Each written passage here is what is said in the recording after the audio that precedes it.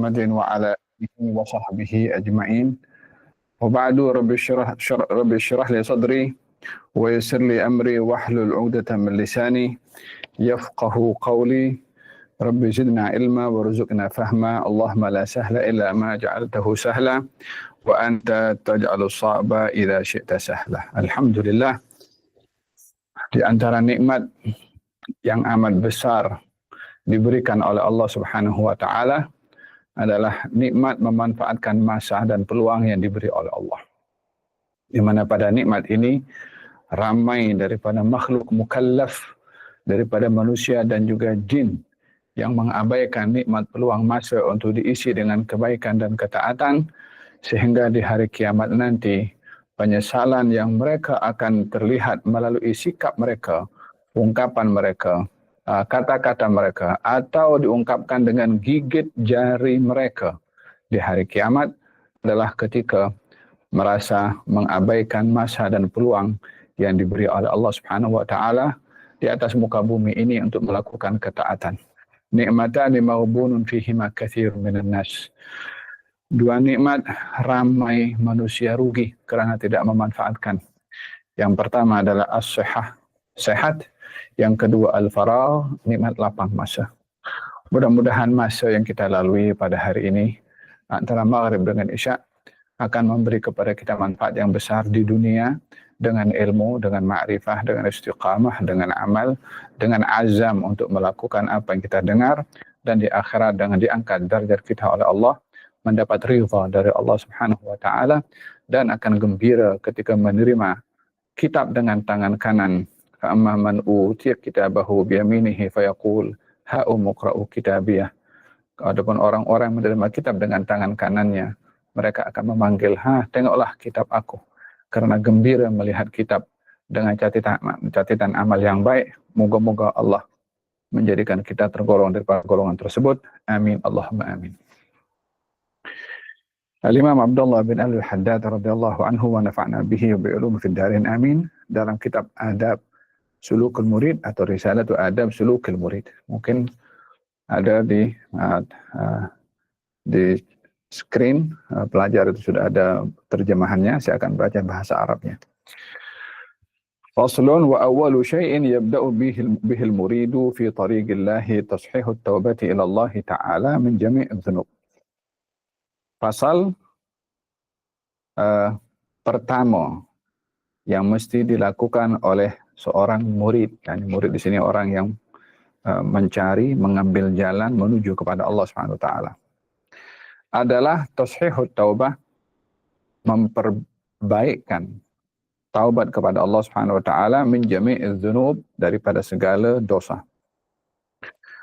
Wa in kana alaihi syai'un minal madzalim, jika pada dosa yang ia lakukan ada terkait dengan perbuatan kezaliman li ahadin minal khalqi, kepada orang lain, falyubadir bi adaiha ila arbabiha, maka hendaklah dia segera untuk mengembalikan apa yang menjadi hak kepada orang lain kepada tuan empunya hak.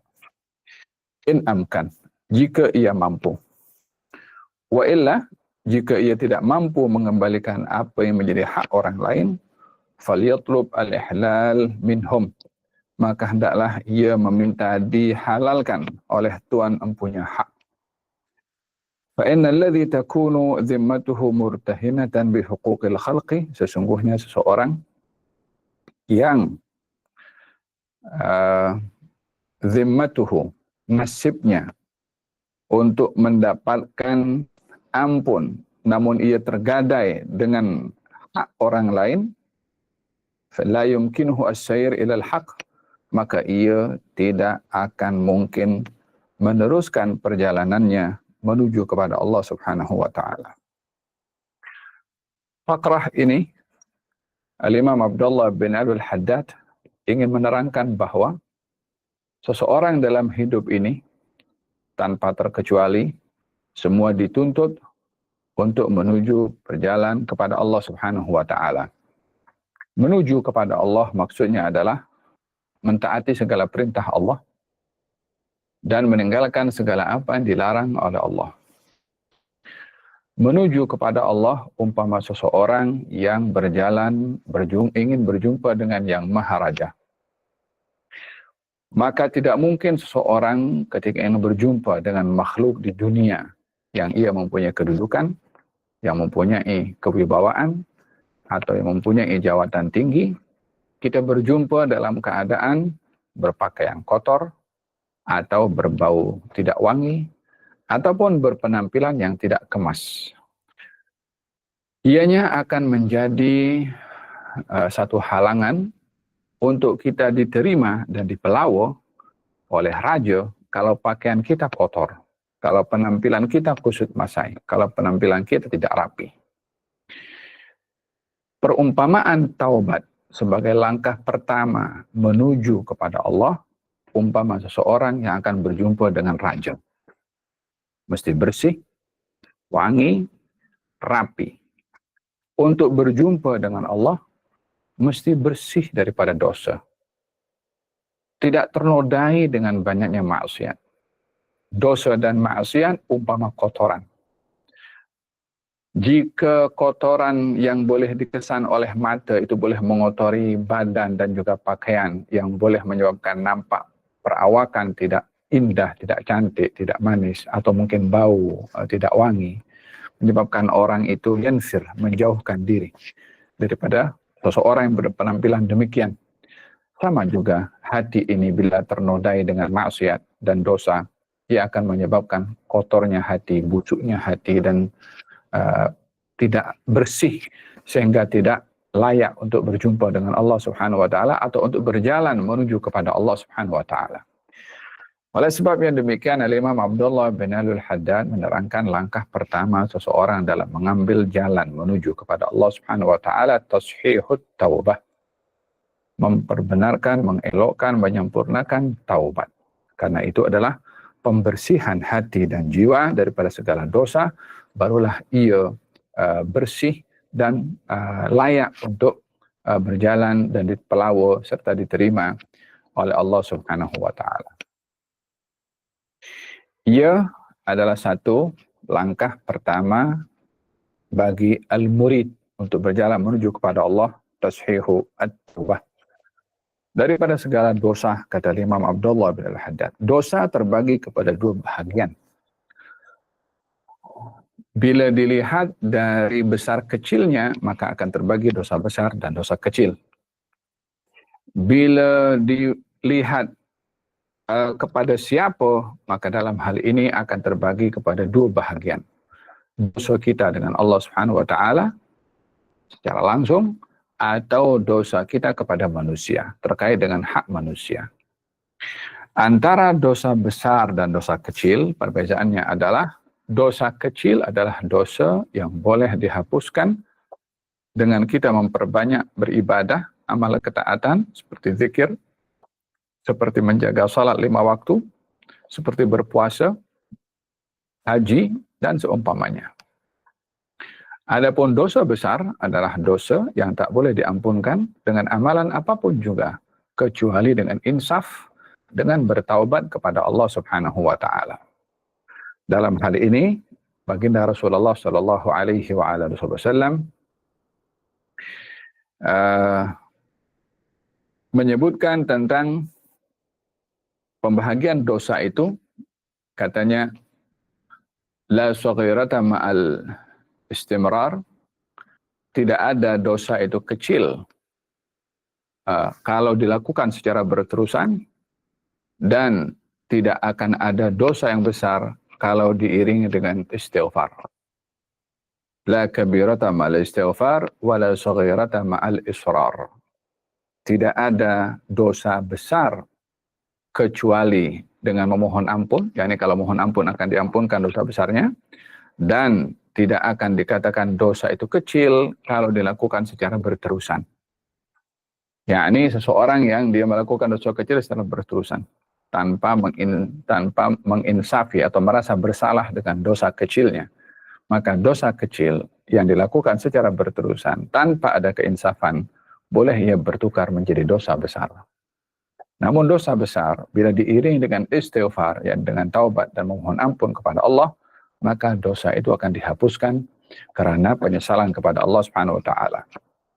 Yang kedua, dalam ada hadis Nabi Muhammad sallallahu alaihi wasallam, beliau bersabda, antara satu salat dengan salat yang lain mukaffiratun lima bainahuma, akan menjadi penghapus dosa di antara keduanya. Al-jum'ah ila al-jum'ah wa Ramadan ila Ramadan mukaffiratun lima bainahun. Antara satu Jumat dengan Jumat yang akan datang, satu puasa Ramadan yang tahun lepas dengan tahun yang akan datang, menjadi sebab penghapus dosa antara keduanya. yakni amal ibadah puasa kepada puasa, Ramadan kepada Jumat kepada Jumat, salat kepada salat, masa yang ada di antara keduanya itu kalau ada dosa di antara keduanya akan dihapuskan dosa tersebut bila dua amal ibadah ini dilakukan. Salat dengan salat yang berikutnya, maka dosa yang terjadi antara keduanya akan diampunkan oleh Allah. Jumat kepada Jumat yang berikutnya, dosa dalam satu minggu itu akan dihapuskan oleh Allah kalau menghadiri dua Jumat. Ramadan dengan Ramadan, selama satu tahun, dosa yang ada di antara satu tahun akan diampunkan oleh Allah bila dia melakukan dua puasa Ramadan. Yang dimaksudkan dosa diampunkan di sini adalah dosa kecil. Adapun dosa besar, maka tidak diampunkan kecuali dengan bertaubat kepada Allah Subhanahu wa taala.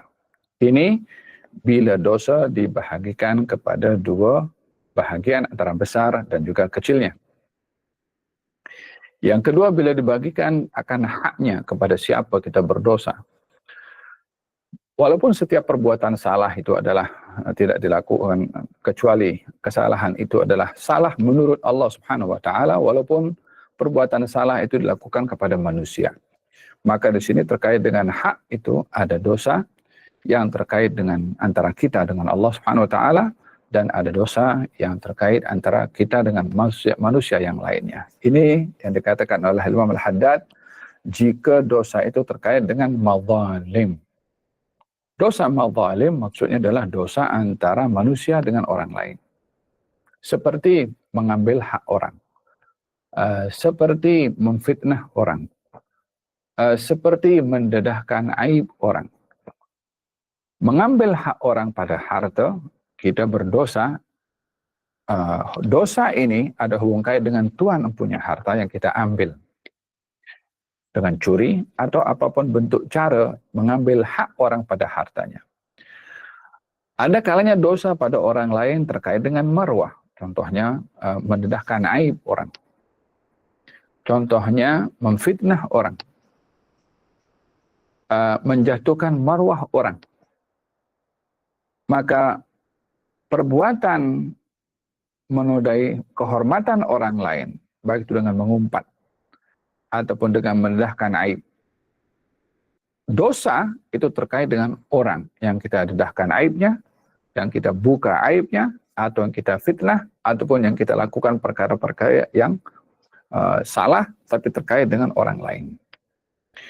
Ini perbuatan dosa yang terkait dengan orang lain.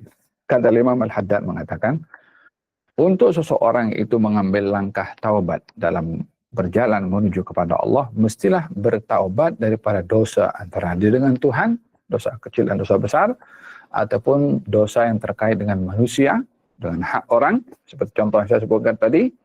Dengan apa? Dengan dia segera untuk mengembalikan hak orang itu. Jika dosa itu terkait dengan harta yang kita ambil, kita pulangkan harta kepada Tuhan punya harta. Jika itu terkait dengan mengaibkan orang, so kita kena perbetulkan, kena mengaku kalau saya salah karena mengaibkan fulan dan fulan. Ini kena mendedahkan, kena beritahu, karena dengan perbuatan kita mengaibkan orang itu, orang lain mungkin akan terkena fitnah dengan perbuatan kita dengan mengaibkan orang tersebut. Dan meminta supaya orang itu memaafkan kepada kita yang mendedahkan aib orang. Jika tidak mampu berbuat demikian, maka mintalah dihalalkan. Kalau terambil harta, kita tak boleh nak pulangkan, karena tak ada kemampuan untuk nak memulangkan, kita meminta agar supaya ia menghalalkan. Yang demikian disebutkan oleh Allah Subhanahu wa taala dalam Al-Qur'anul Karim, wa in kana dzu usratin fanadhiratun ila maisarah. Jika seseorang berada dalam kesusahan, maka hendaklah cari kemudahan yang boleh diberikan kepada orang tersebut. Wa antasaddaqu khairul lakum. Kalau kamu nak halalkan terkait dengan harta yang dia tak boleh pulangkan karena dalam kesusahan tadi, jika tidak boleh diberi keringanan, contohnya terambil harta dengan jumlah yang banyak, bagi keringanan diskon dikurangkan jumlahnya, jika dia mampu untuk memulangkan, jika tidak sama sekali, wa antasaddaqu khairul lakum, dengan kamu bersedekah, maksudnya menghalalkan, itu adalah lebih baik bagi kamu. Demikian di dalam Al-Quranul Karim untuk ihlal, menghalalkan apa yang terambil kepada orang lain yang tidak mampu untuk mengembalikan. Maka dalam hal ini, Al-Imam Abdullah bin Al-Haddad menekankan bagi orang yang ingin mengambil langkah menuju kepada Allah dengan menyempurnakan taubatnya, baik itu taubat akan kesalahan antara orang itu kepada Allah atau kesalahan antara orang itu terkait dengan orang lain, harta, ataupun marwah, ataupun seumpamanya. Katanya jika tidak dapat disempurnakan taubat itu, maka la yumkinuhu as-sayru ilal haq, maka ia tidak mungkin untuk berjalan menuju kepada Allah Subhanahu wa taala. Jadi kunci utama di dalam sulukul murid, dalam langkahnya seorang murid menuju kepada Allah adalah tashihu at-taubah. Wa syartu sihhatihi wa syartu sihhati at-taubati sidqun nadam ala adh-dhunubi ma'a sihhati al-azmi ala tarki al-'audi ilaiha muddat al-'umri. Syarat sahnya taubat yaitu sidqun nadam, sungguh-sungguh dalam menyesal atas dosa yang ia lakukan, dengan sungguh-sungguh berazam untuk tidak kembali pada dosa itu sepanjang umur, yakni selama-lamanya. Wa man taba an syai'in min adz-dzunubi wa huwa musirrun 'alaih. Adapun orang yang dia kononnya ingin bertaubat daripada dosa tapi masih berterusan dengan melakukan dosa, au azimun 'alal 'audi ilaih, atau dia azam untuk balik lagi pada dosa saat dia bertaubat, sudah pun berfikir untuk balik lagi kepada dosa itu. Kadang-kadang syaitan akan mengganggu juga kepada orang yang bertaubat atau sedang bertaubat untuk dihembuskan, dibisikkan dalam hatinya untuk kembali melakukan dosa itu. Fala taubata lahu, maka taubatnya tak diterima. Taubat orang yang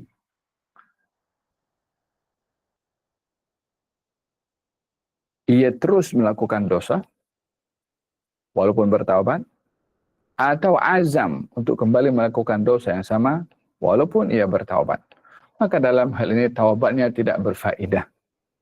Taubatnya tidak diterima karena syarat penerimaan taubat itu berhenti daripada dosa yang ia lakukan dan berazam untuk tidak kembali melakukan dosa itu. Berhenti melakukan dosa saat bertaubat, time itu juga dia kena berhenti melakukan dosa. Jika ingin bertaubat daripada perbuatan muamalah dengan riba, time itu juga dia kena berhenti daripada riba dan berazam untuk tidak melakukan perbuatan riba di masa akan datang. Maka ini adalah syarat kesempurnaan pada at-taubah. Taubat ini secara bahasa artinya ar-ruju', yaitu kembali. Taubat ini diartikan kembali, maksudnya adalah kembali kepada Allah Subhanahu wa taala.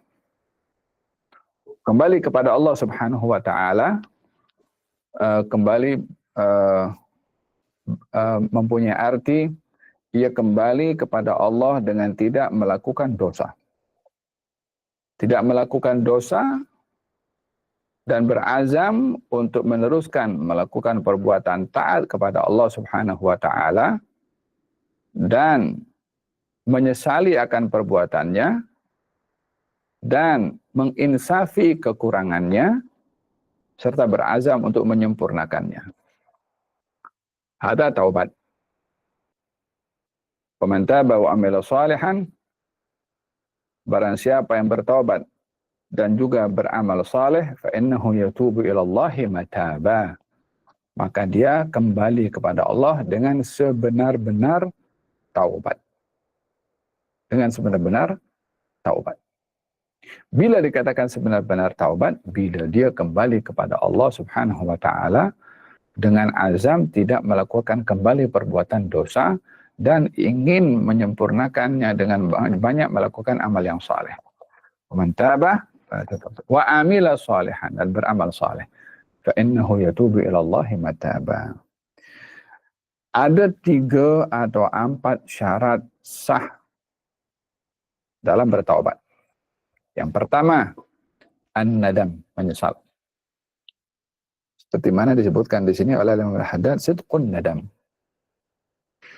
Dalam hadis Nabi Muhammad SAW, beliau bersabda, an-nadamu taubatun. Menyesal itu taubat. Tidak ada taubat tanpa penyesalan. Yang kedua, taubat atau syarat taubat berhenti daripada berbuat maksiat. Time itu juga. Yang ketiga, azam untuk tidak kembali melakukan dosa. Yang keempat, jika dosa terkait dengan hak orang lain, maka ia hendaklah mengembalikan hak orang atau meminta dihalalkan atau dimaafkan oleh orang itu. Maka dengan demikian kita memahami syarat taubat itu ada 3 bila terkait antara kita dengan Allah, dan ditambah 1 bila terkait dengan hak orang lain. Apa perbezaan antara taubat dengan istighfar? Katanya taubat ini mempunyai hubung kait dengan masa di 3 tempat atau 3 masa. Yang terdahulu, yang sekarang, dan masa akan datang. Taubat ke atas yang terdahulu, dosa sudah dilakukan di masa lampau. Maka dia menyesal ke atas dosa yang ia lakukan di masa lampau. Taubat terkait dengan masa hari ini adalah azam atau berhenti daripada dosa yang sudah dilakukan dahulu. Hari ini, saat bertaubat, tidak lagi dosa itu dilakukan. Dan yang terkait dengan masa akan datang, taubat itu mempunyai arti azam untuk tidak melakukan dosa di masa akan datang. Itu taubat. Adapun istighfar, pada zatnya istighfar itu adalah tasbih atau zikir kepada Allah Subhanahu wa taala. Istighfar mempunyai yang hubung kait istighfar dengan dosa yang kita mohon ampun kepada Allah melalui taubat ataupun istighfar. Istighfar itu mempunyai fungsi 1 untuk menghalang seseorang daripada melakukan dosa di masa akan datang. Yang kedua, untuk menutupi dosa yang sudah dilakukan, untuk dihapus dan tidak didedahkan. Itu hikmah pada istighfar. 1, wiqayah, menjaga orang itu daripada melakukan dosa di masa akan datang. Dengan azam dia bertobat untuk tidak melakukan dosa, istighfar menjadi pembantu, istighfar menjadi pendinding kepada orang itu daripada melakukan dosa di masa akan datang. Benteng untuk orang tergelincir pada dosa, istighfar. Yang kedua, fungsi istighfar adalah untuk menutup dosa yang sudah diampunkan, dihapuskan oleh Allah Subhanahu wa taala, dan juga diharapkan tidak didedahkan kepada sesiapapun juga. Hatta malaikat yang lain pun tak tahu. Hatta malaikat yang mencatat dosa pun juga dihilangkan ingatannya untuk mengetahui si fulan ini dahulu pernah melakukan dosa. Jadi fungsi istighfar itu adalah penghapusan dosa, bukan hanya dihapus daripada catatan amalan manusia, tapi dihapus daripada ingatan para malaikat sehingga dijaga aibnya oleh Allah Subhanahu wa taala orang itu dengan beristighfar sehingga tidak ada bekas apapun daripada dosa yang ia lakukan. Oleh sebab itu di dalam kita bertaubat mesti diiringi dengan istighfar. Istighfar belum tentu taubat. Tapi kalau taubat pastinya istighfar. Apa sebab? Kalau orang beristighfar tapi tak ada penyesalan ke atas dosa, sudah tak sempurna dalam taubatnya. Jadi diiringi dua sekali. Yang pertama adalah taubatnya dengan penyesalan dan syarat-syarat yang disebutkan. Yang kedua adalah istighfarnya sebagai pendinding di masa akan datang untuk dia tidak lagi melakukan dosa tersebut, atau ia adalah menjadi penghapus dosa untuk dimansuh daripada catatan sehingga tidak ada bekas pada catatan, dan harapannya adalah dimansuh daripada ingatan para malaikat sehingga malaikat pun tak tahu kalau si fulan dahulunya pernah melakukan dosa. Ini perbezaan antara taubat dan juga istighfar. Dan dianjurkan seseorang untuk memperbanyak istighfar karena fungsi istighfar bukan hanya sekedar penghapus dosa, bukan sekedar pendinding, tapi ia adalah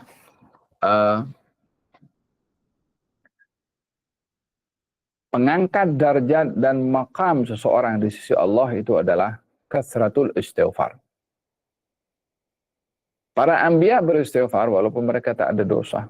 Bahkan orang yang paling banyak beristighfar adalah para anbiya. Junjungan Nabi Muhammad SAW sentiasa beristighfar setiap hari. Qala fil hadits, wahai sekalian manusia, beristighfarlah kamu, sesungguhnya aku beristighfar kepada Allah setiap hari 70 kali, dan satu riwayat 100 kali. Tuba liman wajada fi sahifatihi istighfaran katsira. Bertuahlah orang yang ketika membuka kitabnya nanti di hari kiamat didapati amal yang banyak dilakukan adalah istighfar. Oleh sebab itu dianjurkan bersamaan dengan taubat kasratul istighfar.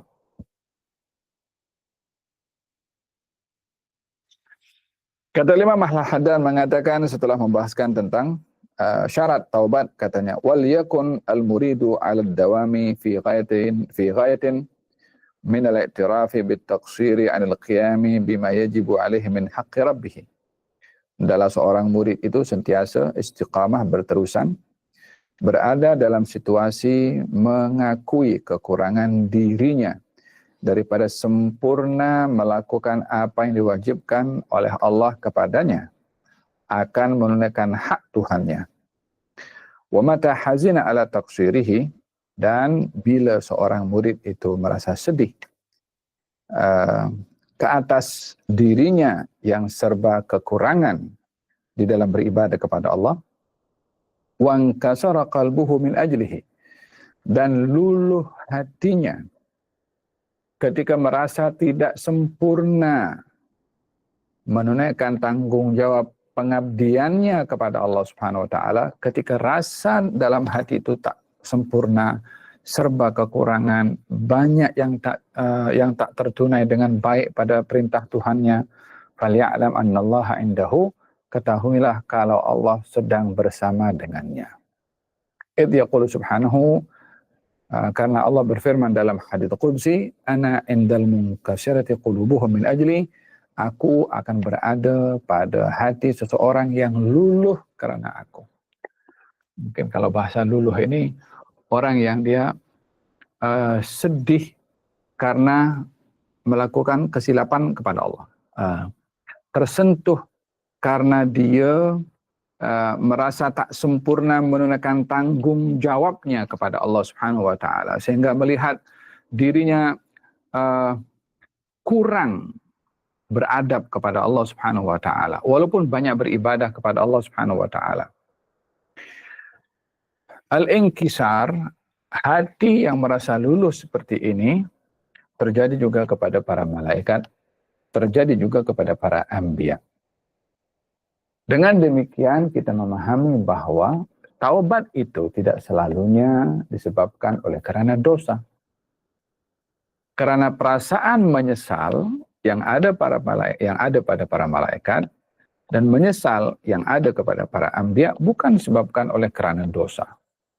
Malaikat tidak berdosa, para anbiya pun juga tidak berdosa. Namun mereka menyesal juga. Mereka bertaubat juga. Dan mereka memohon ampun juga. Bukan karena dosa yang mereka lakukan. Tapi karena merasa tidak sempurna di dalam menunaikan hak Allah sebagai Tuhan untuk ditunaikan ibadah kepadanya dengan keterbatasan manusia dalam menunaikan ibadah dan keagungan serta kesuciannya Allah untuk dipenuhi haknya dengan ibadah manusia atau makhluk yang serba kekurangan. Itu juga bahagian daripada taubatnya para anbiya dan taubatnya para malaikat. Bukan karena dosa, tapi karena tidak sempurna beribadah kepada Allah Subhanahu wa taala.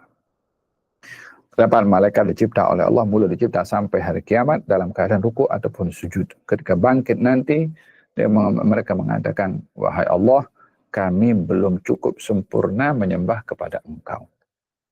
Baginda Rasulullah SAW di dalam munajatnya kepada Allah mengatakan, ya Allah, ampunkan aku belum sempurna beribadah kepada Engkau.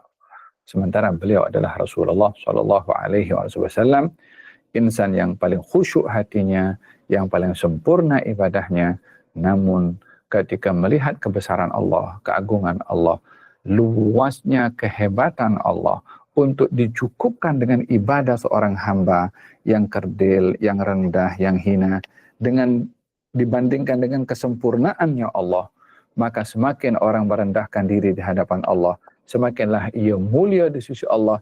Serendah-rendah manusia mengakui kekurangannya di sisi Allah, semulia-mulia makhluk di sisi Allah Subhanahu wa taala.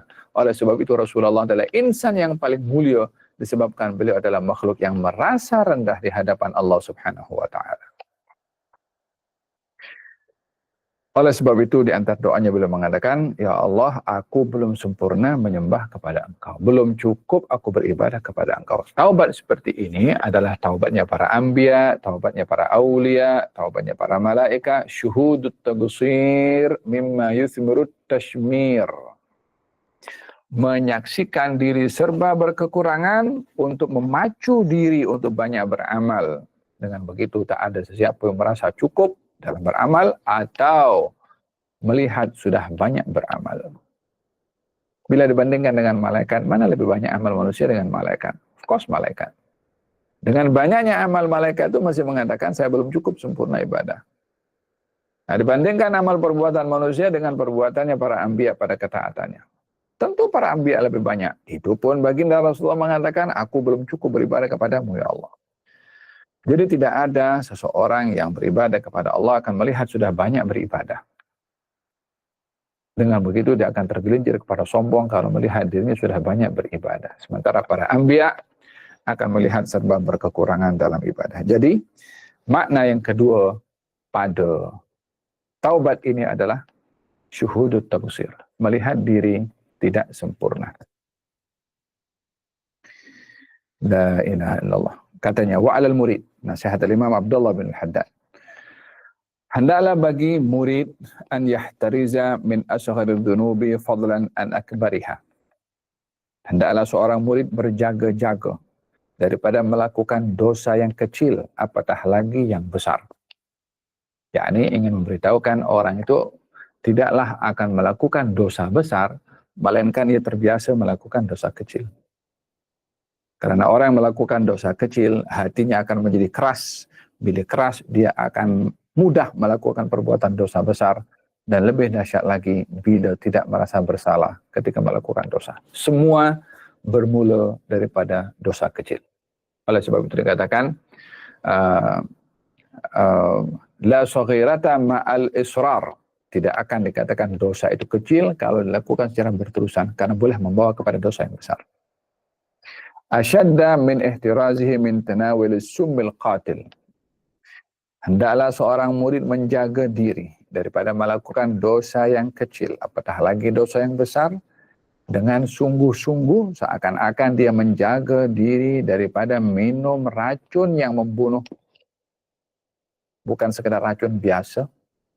Kalau racun untuk sakit perut umpamanya mudah untuk sembuh. Tapi ini menjauhkan diri daripada dosa kecil dan dosa besar, umpama kita menjauhkan diri daripada racun yang boleh membunuh, yakni kehilangan sesuatu yang sangat berharga pada manusia, yaitu nyawa dengan racun. Macam itu juga kita mengelak daripada dosa kecil atau dosa besar, umpama mengelaknya daripada racun yang boleh membunuh kepada kita. Orang yang dia paling teruk orang kalau minum racun itu yang terbunuh, yang akan menjadi korban adalah jasadnya. Tapi kalau orang dengan dosa kecil atau dosa besar yang dilakukan secara berterusan, yang akan dikorbankan adalah yang lebih berharga daripada itu, yaitu hati dan jiwanya. Yang dengan hati dan jiwa ini menjadi ukuran di akhirat nanti. Imma dia akan mendapatkan nikmat atau sebaliknya. Katanya, wa yakunu khawfuhu law irtakaba syai'an minha. Katanya, hendaklah orang itu merasa takut daripada melakukan dosa, kecil atau besar, umpama dia menghindarkan diri pada racun yang membunuh. Katanya, law irtakaba syai'an minha, kalau dia melakukan perbuatan dosa, hendaklah dia merasa takut, a'dham min khawfihi law akalat summa. Lebih dia takut melakukan perbuatan dosa lebih daripada dia makan racun. Yakni merasa takut dengan dosa lebih daripada dia takut minum racun. Wa dzalika li'anna al-ma'asi ta'mal fil qulub 'amal as-sum fil ajsam. Karena dosa-dosa yang dilakukan itu akan mempengaruhi kepada hati, umpama pengaruh racun pada tubuh badan. Wal qalbu a'azzu 'alal mu'min min jismih. Dan hati ini lebih berat untuk diberi perhatian berbandingkan kepada tubuh badan.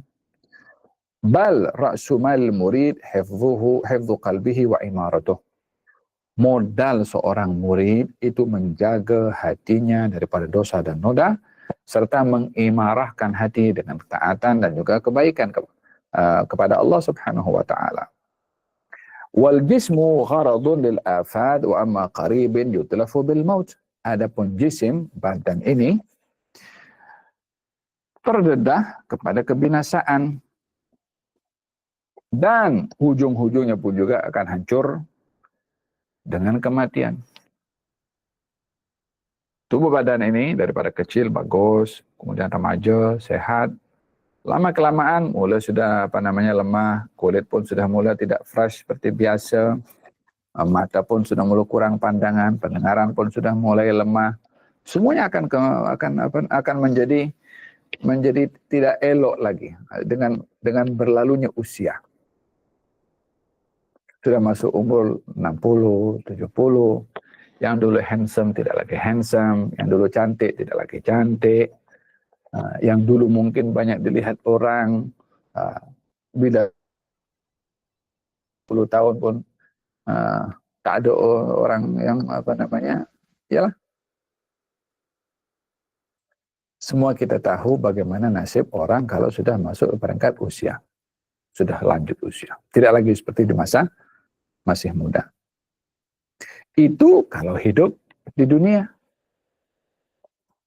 Jasad ini akan berubah dengan perubahan usia. Kalaupun tidak berubah, masuk dalam kubur pun juga akan berubah.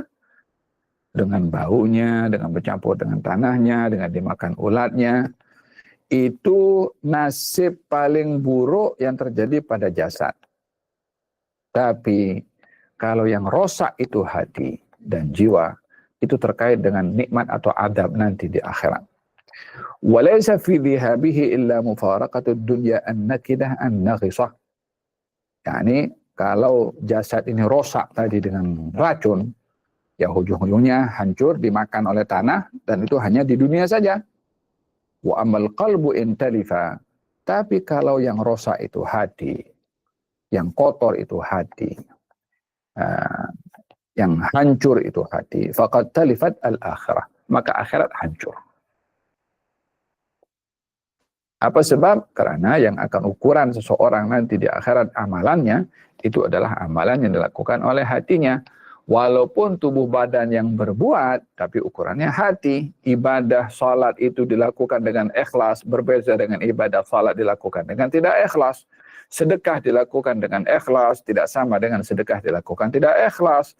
Apapun ibadah tanpa ikhlas, maka tak ada nilai pahala di akhirat insyaallah. Berbeza dengan ibadah yang dilakukan dengan ikhlas. Ikhlas ini amalan hati, bukan amalan anggota tubuh badan. Jadi hancurnya hati, hancurnya akhirat.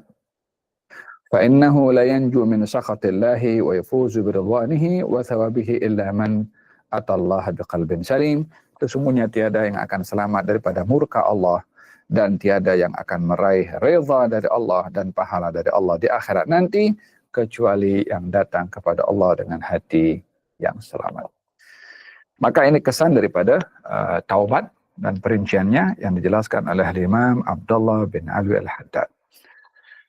Jadi langkah pertama bagi seorang murid untuk seseorang itu dapat menuju kepada Allah Subhanahu wa taala adalah dengan tashihut taubah, dengan perincian yang disebutkan oleh Imam Abdullah bin Alwi Al-Haddad. Harapan kita dan rayuan kita, doa kita kepada Allah, moga-moga Allah Subhanahu wa taala sentiasa bimbing kepada kita untuk sentiasa bertaubat kepada Allah, taubat dengan sungguh-sungguh, taubat yang melahirkan azam untuk tidak kembali kepada dosa, taubat yang mampu untuk menghentikan perbuatan dosa saat kita bertaubat, taubat yang menjadikan hasil dan buahnya penjagaan dari Allah untuk kita terlindungi daripada melakukan dosa, taubat dengan harapan semua dosa kita dihapuskan oleh Allah dan tidak ada kesan pada catatan dosa itu, bahkan dihilangkan daripada ingatan malaikat untuk tidak terdedah perbuatan dosa kita di dunia.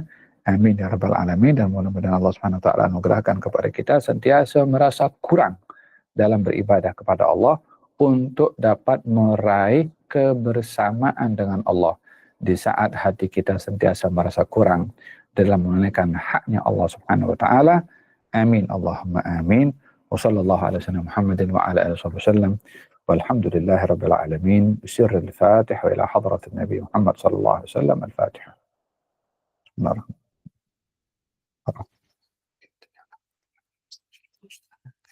صراط الذين أنعمت عليهم غير المغضوب عليهم.